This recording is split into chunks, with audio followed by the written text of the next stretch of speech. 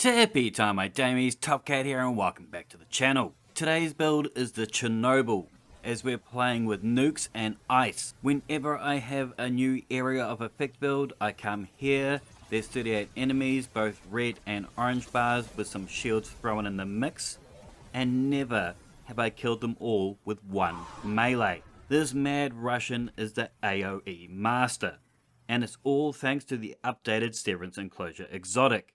Our powered melee final blows unleash a damaging explosion. But now when you get a kill, it triggers another explosion, and this keeps on going as long as it's killing. This used to be really weak sauce, but now it slays reds and chunks oranges. Final blows against more powerful targets make these nukes damage more powerful and have a larger radius. But finishes are your bread and butter with great damage, and they'll help plug those couple of moments that you don't have your melee charge. But given this build's devastation, a 7-second charge time to wait for your melee isn't long at all. I absolutely love this kit, but I've always had a bit of a chubby for the behemoth, and before I sell you on the AoE and AgClear potential, I need to sell you on the super. Glacial Quake may seem difficult to use at first, but it has the highest damage output in the game. Its damage per second isn't great, but given the right boss, it's ahead of the curve. This 1840 Master Nightfall has a chunky health bar boss in it.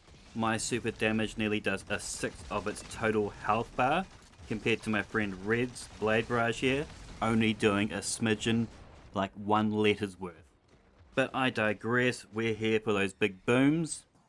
Our aspects are the Howl of the Storm. While sliding, we activate your charge melee ability to launch a wave of stasis energy forwards that freezes targets and creates stasis crystals. And Tectonic Harvest is going to create stasis shards from those stasis crystals. This essentially returns our melee energy back to us so we can rinse and repeat those icy nukes. And luckily for us, my favorite grenade got a very sizable buff. Its cooldown dropped 45 seconds and now has a base of 120 seconds. This means we have more ice to shatter whenever we get that melee or finisher killed.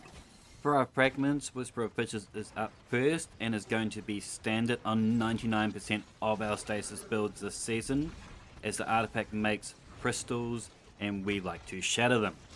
Fishes just makes all our booms big butter boomier.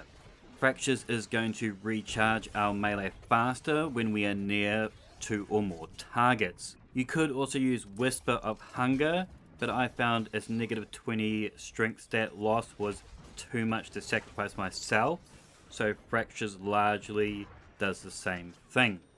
Conduction is going to return some of those stat points to us, 10 to Resilience and 10 to Intellect, and it will collect those shards on the battlefield for us whenever we shatter those crystals.